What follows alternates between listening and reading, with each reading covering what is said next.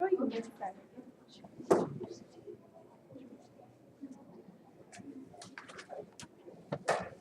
Hey, ladies. Oh, you're looking glum this man.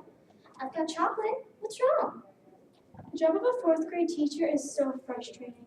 My students do not understand how important maps are, and they aren't even interested in learning. Really? Maps are an important tool to life. They show us much more than just direction. Maps are the key to learning maps is vital. Maps can show us change over time, like the course of the Nile River or the sea level of Manhattan. I am befuddled. How can I motivate my students to appreciate all that maps have to offer? Well, Miss Mac, maybe you need a new way to motivate your students. I'm sure I do. But what?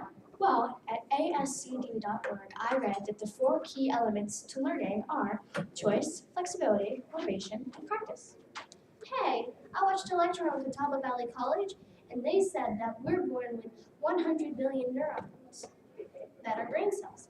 Well, dendrites grow from neurons, and as we learn something, new dendrites grow from old dendrites, and those dendrites connect, and that's called a synapse. Learning is all about making connections. I watched that same lecture from Catawba. It said that learners remember 10% of what they read, 50% of what they see and hear, and 80% of what they experience personally. Now, ladies, I'm reading this book that explains Howard Gardner's theory of multiple intelligences. You guys remember them. Linguistic, logical, interpersonal, intrapersonal, musical, visual, kinesthetic, and naturalistic. So how do we do all that?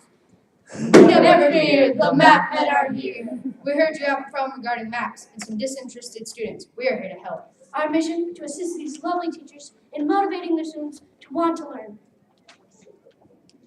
Rural, urban, seismic maps, climate, sewage, it's a snap. Blueprints, historical, and disease. Immigration, it's a breeze. Longitude, latitude, coordinates too. Our product is meant for you.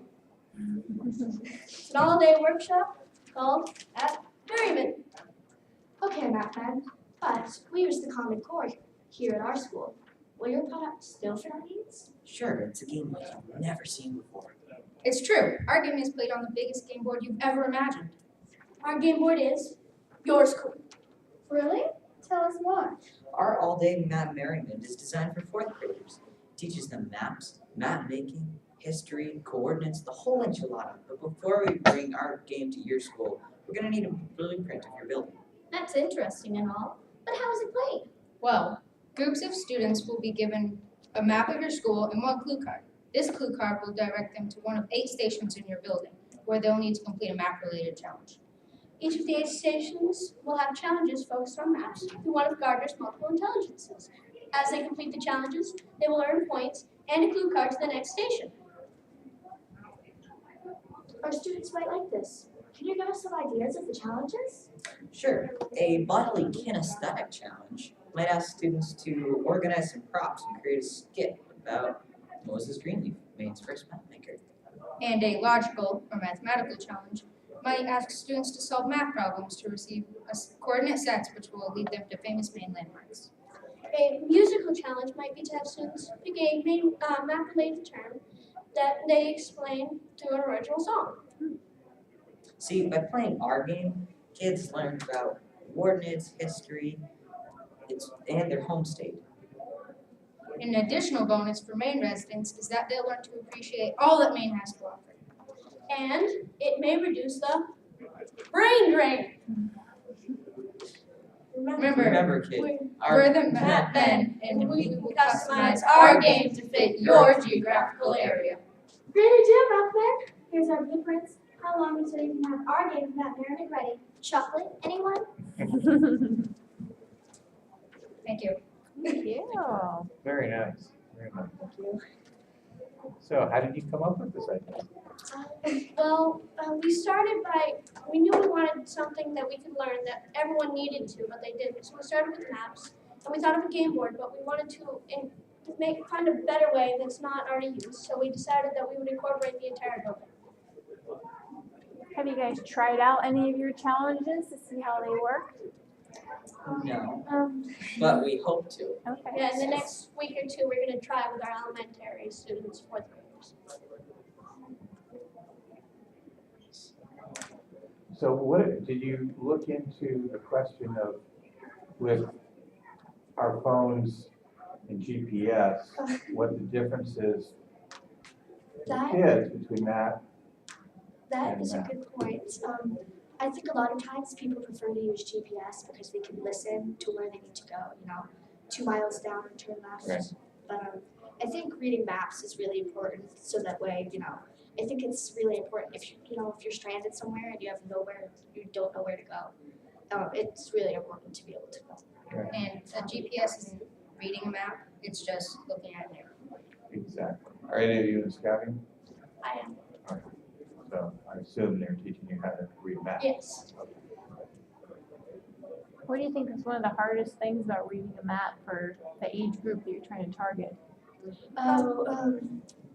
Probably coordinates, like learning the coordinates. Do you guys have an activity that would help them learn about coordinates? We did that one. Logical, mathematical one, which would give them Visual coordinate one. sets. Okay. Yeah, because in the mathematical one, they would have to do an equation that gave them a number, and they would use that number as a coordinate. So Therefore making a connection, causing synapse. To be able to pinpoint it on a map, to be able to take a trip somewhere. I imagine the kids would like it. It's also a lot like playing Battleship.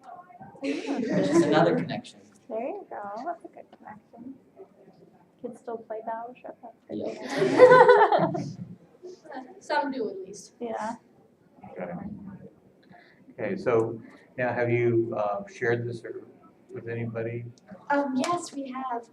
We all attend Buckfield Middle School, so we decided that we wanted to set up a schedule one day where we could perform for all the academic groups, which is basically just classes that rotate from here to here to here. And we performed it for all the students in our middle school. Right. So do you plan on making these challenges for your school and having kids play them and giving it to teachers to help them out? Our science teacher actually asked us about that. Yeah. Yeah. About So I was hoping we coming up could with twist it a little bit to make it, More something with science. science. Yeah. Maybe incorporate not just the building, but outside a little bit. So, It almost sounds like the, what's the, GeoCities or- geocaching, Oh, yeah. where you have to Yeah. go from one to the other, but figuring out then how to get to the other would be interesting. But that just uses GPS right now, right? Yeah. So that sort of defeats what you guys are trying to do. Right. Maybe you can incorporate like glaciers with your map, because Maine has tons of stuff about glaciers. That's true. Okay. That would be So, very, there very you good. go. Excellent work. Yeah. Very well. Very